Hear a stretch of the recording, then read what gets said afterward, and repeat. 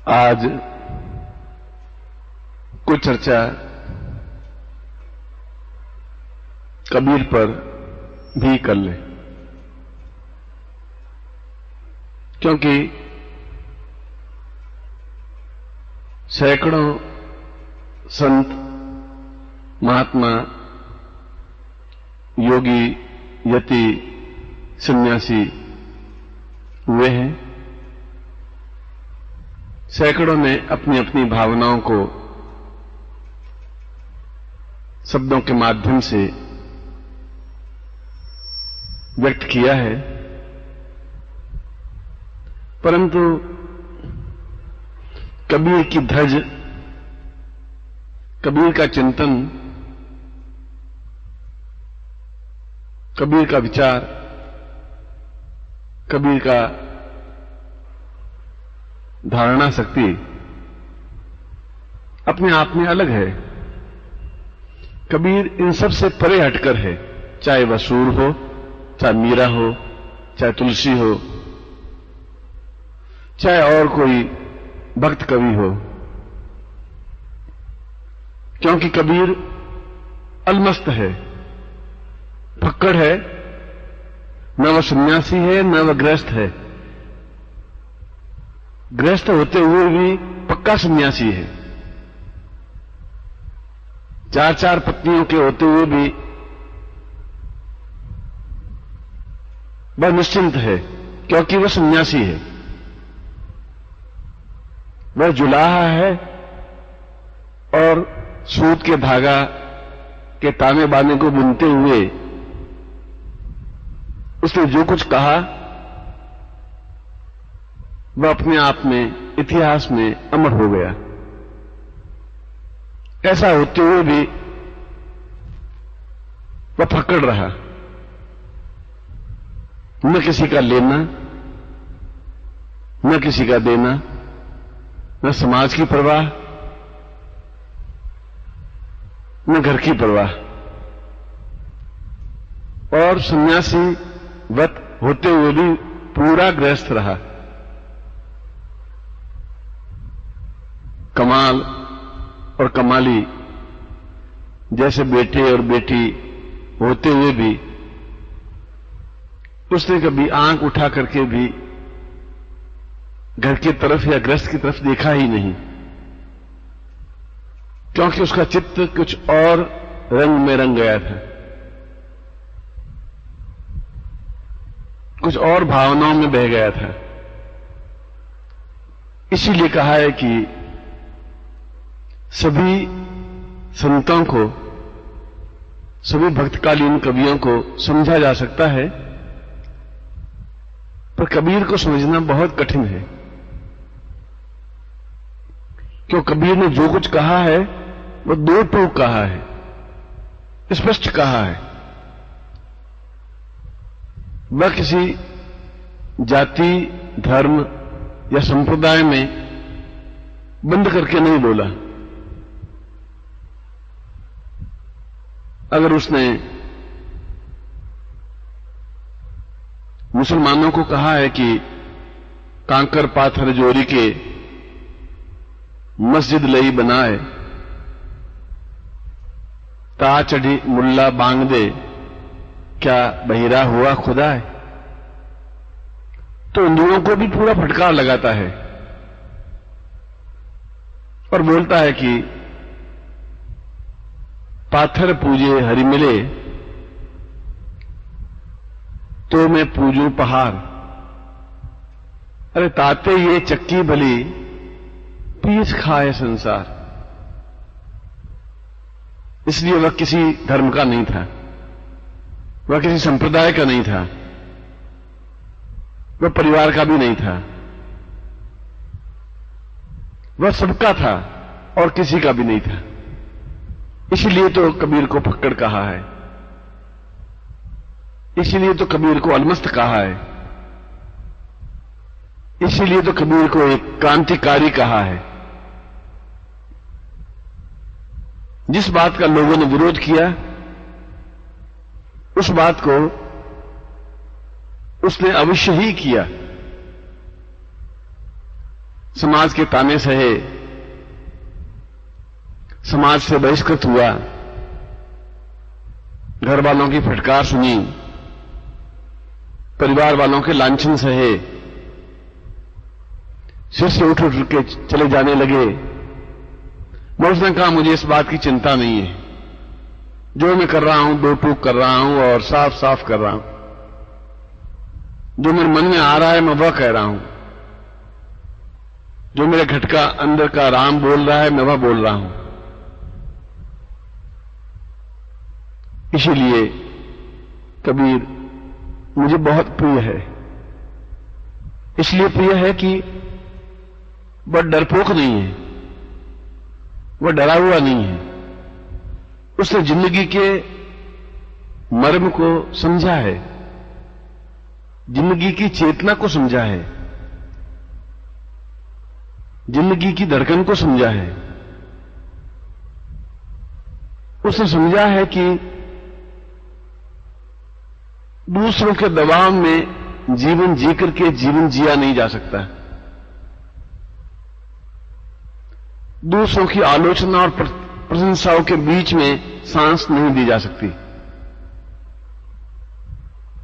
दूसरों की आंखों के माध्यम से जीवन को भोगा नहीं जा सकता। और दूसरों की आलोचनाओं, प्रशंसाओं, भावनाओं और विचारों के माध्यम से चल करके अपने मन की बात भी नहीं कही जा सकती।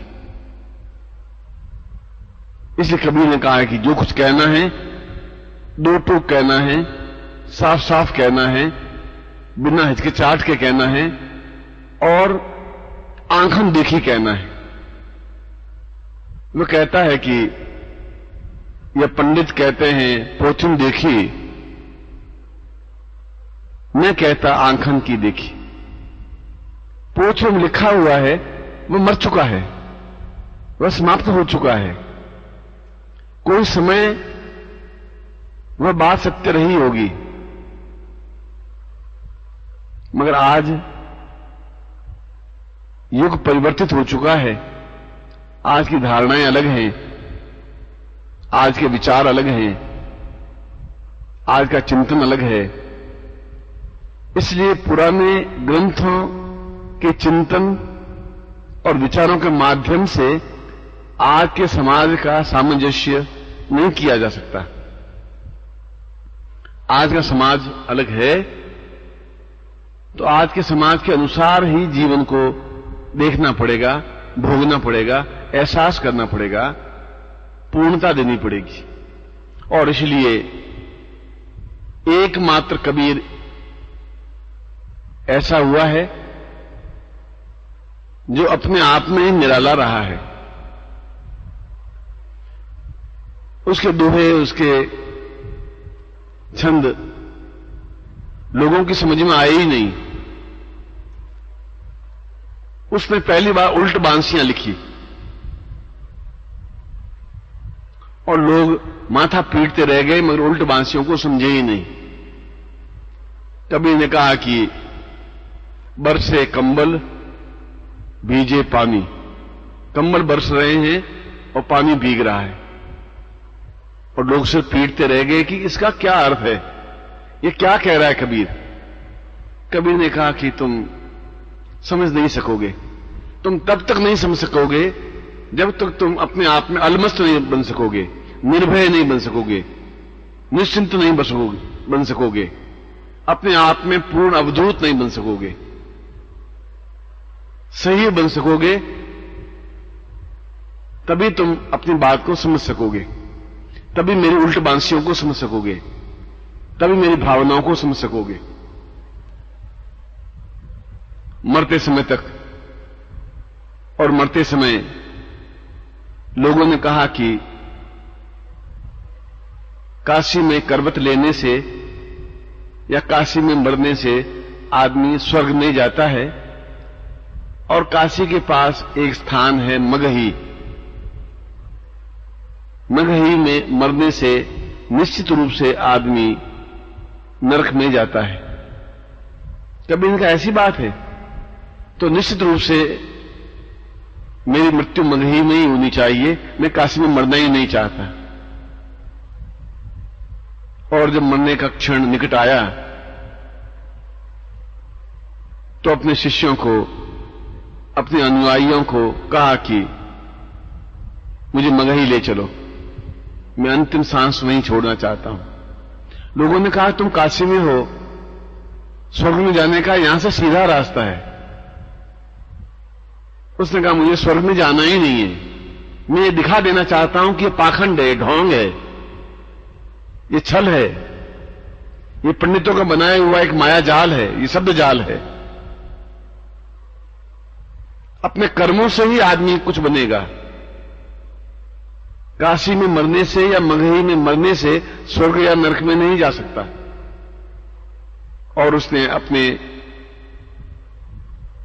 अंतिम दिन मगही में बिताए और अपने प्राण भी मगही में छोड़े, ये बताने के लिए कि मैं पाखंड का रास्ता नहीं अपना सकता, मैं ढोंग का रास्ता नहीं अपना सकता, मैं छल का रास्ता नहीं अपना सकता।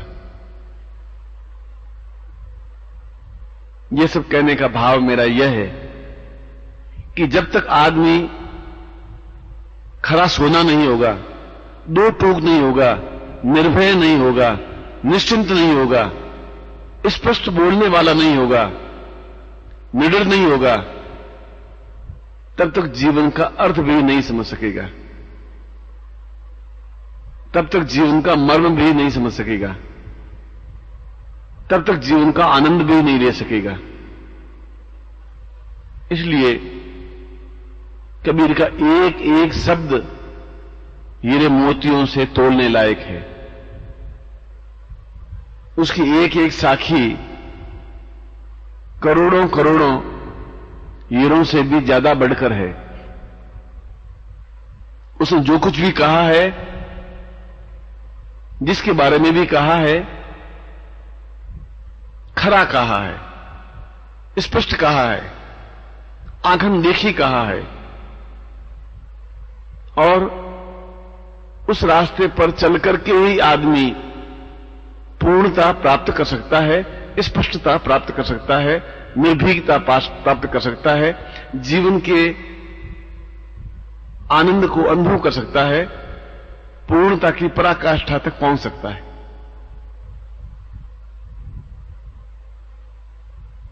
कबीर ने कहा है कि मैं तो राम की बहुरिया, मैं मुसलमान भले ही हूं, मैं भले ही जुलाहा हूं, मगर राम मेरे घट में बैठा हुआ है, मेरे घट में अल्लाह भी बैठा हुआ है। मैं कोई भेद नहीं समझता। मैं इनसे भी आगे बढ़कर के यदि मैं किसी को समझता हूं तो वह गुरु है। जो गुरु की निंदा करता है उससे बड़ा कोई पापी नहीं है। जो गुरु की निंदा सुनता है उससे बड़ा कोई घटिया व्यक्ति नहीं है। जिसने अपने हृदय में गुरु को समाहित किया ही नहीं, स्थापित किया ही नहीं, वह न राम का प्यारा हो सकता है, न अल्लाह का प्यारा हो सकता है। वह तो एक कुकर की तरह, कुत्ते की तरह, श्वान की तरह जीवन ढोता है, जिस जीवन का कोई मतलब नहीं है, जिस जीवन का कोई अर्थ नहीं है। वह जीवन तो अपने आप में एक उच्च, छोटा और तुच्छ है। और कबीर कह रहा है कि मैं दो टूक खरे शब्दों में बीच बाजार में कह रहा हूं कि जीवन के दो ही सत्य हैं, प्रेम और गुरु। तीसरा कोई शब्द शब्दकोश में है ही नहीं। इस पृथ्वी पर तीसरा कोई शब्द ही नहीं है। अगर कोई तीसरा शब्द है तो वो नकली है, ढोंगी है, पाखंडी शब्द है। कबीर कहता है कि कबीरा, यह घर प्रेम का, खाला का घर नहीं। शीश उतारे भूमि धरे, वो पैसे घर माई। गुरु के बारे में कहता हुआ कबीर कहता है कि गुरु इतना आसानी से प्राप्त नहीं होता जितनी आसानी से तुम गुरु को प्राप्त करना चाहते हो, उतनी आसानी से उसको समझ नहीं सकते जितनी आसानी से उसे समझने की तुम कोशिश कर रहे हो। क्योंकि गुरु को केवल प्रेम से जीता जा सकता है, शब्दों से नहीं, छल से नहीं, चापलूसी से नहीं। तुम्हारे अंदर प्रेम की धारा बहनी चाहिए, तुम्हारे अंदर रस का प्रवाह होना चाहिए। सच्चे मन से तुम्हारे प्राण गुरु के प्राणों से जुड़ने चाहिए और मन का मैल, मन का कपट, मन का व्यभिचार, मन की ऊल झलूलताल और मन की न्यूनता सब कुछ परे हटा करके उसके अंदर गुरु को स्थापित करना ही होगा। और करोगे तभी जीवन की पूर्णता का अर्थ समझ में आएगा, तभी तुम्हें फक्कड़पन का अर्थ समझ में आएगा, तभी तुम्हें जीवन को जीने का अर्थ समझ में आएगा, तभी तुम्हें संसार में सांस लेने का अर्थ समझ में आएगा। मगर गुरु के हृदय में स्थापित होने का स्थान, घर प्रेम का घर है। कबीरा, यह घर प्रेम का, खाला का घर नहीं, ये मौसी का घर नहीं है। ऐसा नहीं है कि आप एकदम से आए गुरु के हृदय में स्थापित हो गए या गुरु तुम्हारे हृदय में स्थापित हो गया, ऐसा संभव नहीं हो सकता। क्योंकि तुम चाहते हो चापलूसी करके गुरु को अपने हृदय में बिठाना, तुम चाहते हो गुरु को 100, 200, 500 रुपए चरणों में रख करके गुरु को अपने हृदय में बिठाना, तुम चाहते हो धोती कुर्ता और हाथ जोड़ करके उनके हृदय में अपने आप को स्थापित करना।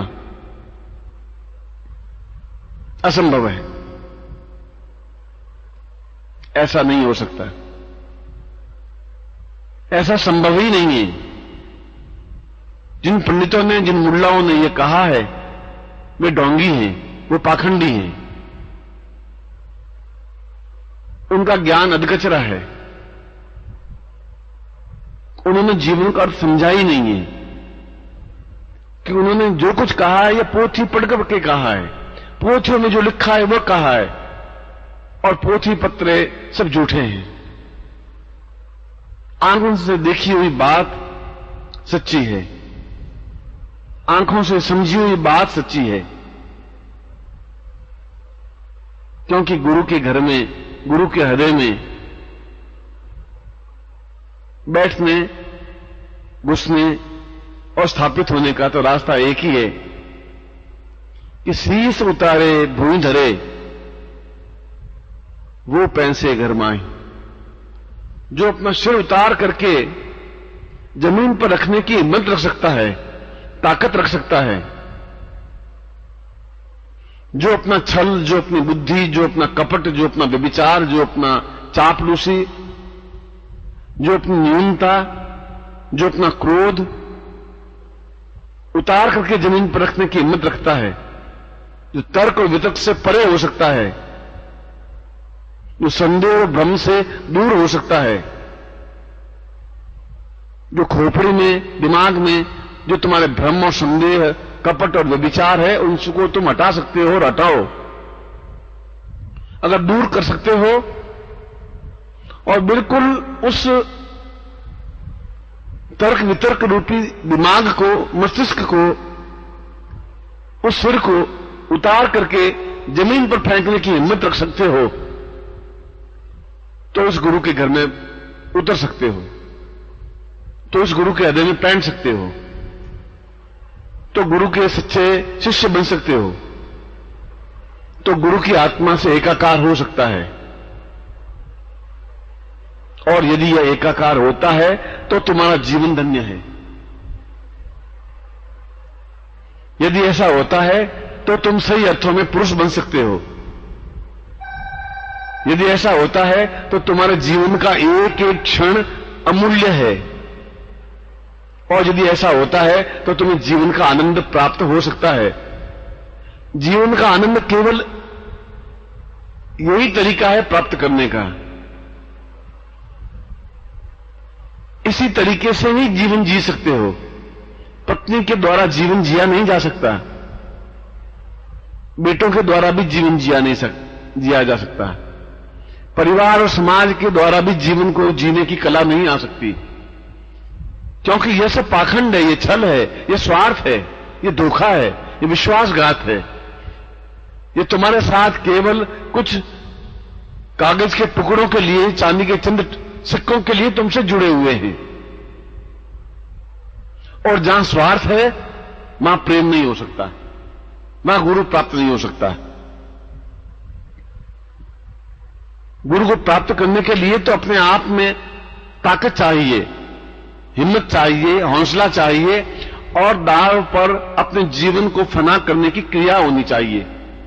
अगर तुम में जीवन को फना करने की कला आई है, अलमस्त बने हो, चाहे तुम गृहस्थ हो, चाहे तुम सन्यासी हो, चाहे तुम्हारे बेटे हैं, पत्नी हैं, संबंधी हैं, रिश्तेदार हैं, पर उन्हें ठोकर और अंगूठे के नोक पे रखने की हिम्मत जानते हो। कबीरा खड़ा बाजार में, लिए लकुटिया हाथ, जो घर फूंके अपना, चले हमारे साथ। कबीरा कहता है मैं तो बीच बाजार में खड़ा हूं, लकड़ी लेकर के खड़ा हूं, क्योंकि मैं रखवाला बनकर के खड़ा हूं।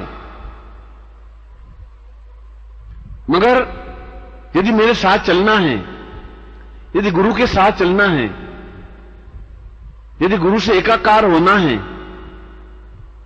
तो पहले अपना घर फूंक करके तमाशा देखने का ज्ञान भी तुम्हें होना चाहिए, इतनी हिम्मत भी होनी चाहिए, यह कला भी तुम्हें आनी चाहिए कि अपना घर अपनी माचिस से लगा करके तुम खड़े खड़े देखते रहो और खिलखिलाते रहो, प्रसन्न होते रहो। एहसास करो, इतनी हिम्मत, इतना साहस, इतनी क्षमता, इतना जोश, इतना विश्वास, इतना धैर्य तुम में आएगा तो फिर तुम मेरे साथ चल सकते हो, तो फिर तुम मेरे हृदय में स्थापित हो सकते हो, तो फिर तुम मुझसे एकाकार हो सकते हो, तो फिर मेरे प्राणों से तुम्हारे प्राण जुड़ सकते हैं। अन्यथा केवल होठों से शब्द कहने से, होठों से गुरु कहने से तुम गुरुमय नहीं बन सकते। गुरुमय बनने के लिए तो सब कुछ छोड़ना पड़ता है, और जिसने सब कुछ छोड़ करके भी गुरु को प्राप्त कर लिया, उसने पूरे संसार को प्राप्त कर लिया। जो गुरु को छोड़ करके अपने आप में खड़ा हो गया, उसने जीवन के अमृत को पूरी तरह से पी लिया, उसने आनंद के कटोरे को अपने होठों से लगा दिया।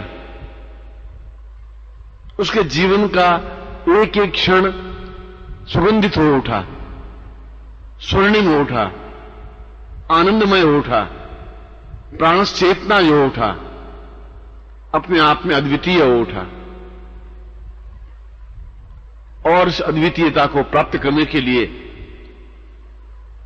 मनुष्य को मनुष्यता के पूर्णता तक पहुंचाने के लिए यदि तुम कुछ बनना चाहते हो, तो फिर तुम्हें हिम्मत और साहस होनी ही चाहिए, क्षमता होनी चाहिए, धैर्य होना ही चाहिए। और यदि धैर्य नहीं है तो फिर जीवन का अर्थ ही क्या है? फिर तो जीवन एक भार ढोते हुए एक गधे की तरह है।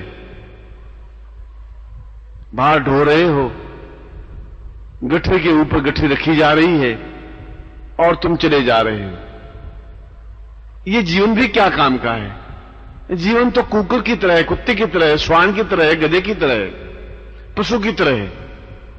ऐसा सांस लेकर के भी जीवन का क्या आनंद है? जीवन का आनंद तो अलमस्ती में है, जीवन का आनंद तो मौज मस्ती में है, जीवन का आनंद तो पूर्णता प्राप्त करने में है। और पूर्णता प्राप्त करने के लिए अपना सब कुछ छोड़ छाड़ करके एक तरफ खड़े होने में और संसार का तमाशा देखने में है।